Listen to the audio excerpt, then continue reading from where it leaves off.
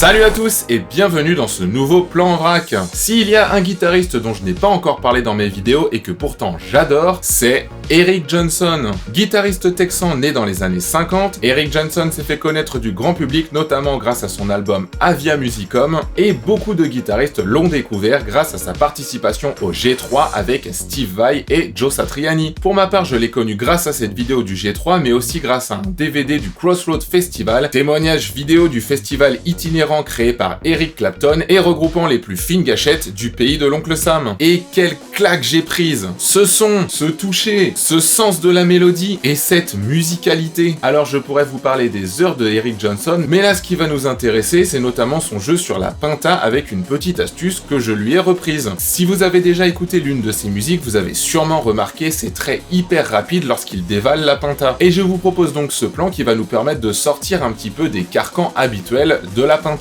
Je précise que ce plan est inspiré par son jeu, ce n'est pas non plus une étude de style. On peut d'ailleurs retrouver cette astuce chez des guitaristes comme Joe Bonamassa, Eric Gale ou même Gus Rigovan. On va donc décortiquer ce plan qui se compose de deux sections. Alors ici je voulais un son assez rond, c'est pour ça que du coup j'ai activé le micro manche. Je suis plutôt un adepte du micro chevalet, c'est-à-dire le micro qui sonne un petit peu plus aigu, mais là pour ce plan je voulais quelque chose de plus rond, donc je suis passé sur le micro manche. La première partie ça va être donc une montée qui va utiliser deux blocs pentatoniques. On a bien sûr déjà vu dans des précédentes vidéos et vous connaissez sûrement les blocs ou les boîtes pentatoniques. Ici, attention, nous sommes en si mineur, donc la première position pentatonique, ça va être celle-ci.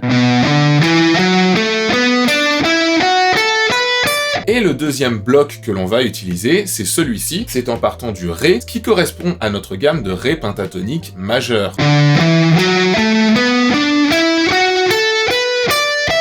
Et l'idée du coup de cette première partie, ça va être d'alterner entre l'une et l'autre. Tout le plan va être en double croche. Donc on va monter notre premier bloc en hammer-on. Et là donc on va passer sur notre deuxième bloc, mais cette fois on va redescendre en pull-off. Je monte en hammer-on. Je redescends en pull-off. Ensuite, on monte sur la case suivante, c'est-à-dire sur notre corde de La, et on continue la même chose. Je monte ma gamme en hammer-on, et je la redescends en pull-off. Ensuite, on passe sur notre corde de Ré, et là, on va monter notre premier bloc en hammer-on. Sauf que quand on va monter sur notre deuxième bloc, c'est là qu'on passe à la deuxième partie du plan. Cette deuxième partie, c'est celle-là qui va vraiment utiliser cette astuce dont je vous parlais. L'idée, c'est qu'on va descendre en double croche, donc avec 4 notes par temps, sauf que notre descente va se faire sur 5 notes. Regardez bien, ça fait 1, 2, 3, 4, 5, 1, 2, 3, 4, 5, 1, 2, 3, 4, 5, 1, 2, 3, 4, 5. Vous voyez la petite particularité au niveau de la main droite, c'est que du coup, on attaque à chaque fois que la première note de notre corde. Il y a des moments où il va y avoir une seule note par corde, des moments où il va y avoir 2 notes par corde. Quand il y a 2 notes par corde, on va faire un pull-off, et quand il y a qu'une note, on va l'attaquer. Vous voyez, je mets un coup de médiator là, là, là, là, là, là.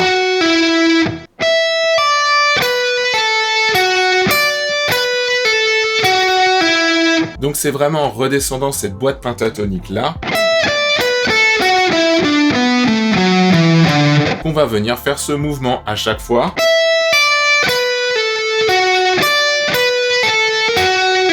Et ensuite on passe sur les cordes d'au-dessus.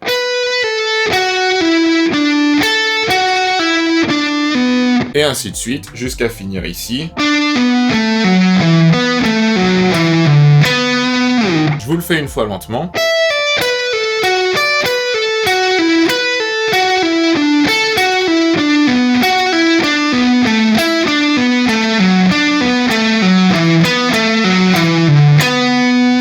Voilà, le truc qui est vraiment intéressant, c'est du coup de compter 5 notes avec ce débit de double croche, donc de 4 notes par temps. La première note de notre petit cycle de 5 notes, elle va pas être placée sur la même double croche. Pour le premier, on commence bien sûr sur le temps. 1, 2, 3, 4, 1, 2, 3, 4, 1, 2, 3, 4, 1, 2, 3, 4, 1, 2, 3, 4, Vous voyez à chaque fois ce petit décalage alors qu'en fait on compte par 5 notes. Donc vous pouvez le faire là comme j'ai fait en comptant les temps. On peut aussi bien sûr évidemment essayer de taper du pied les 4 notes mais en comptant 5. 1, 2, 3, 4, 5. 1, 2, 3, 4, 5. 1, 2, 3, 4, 5. 1, 2, 3, 4, 5.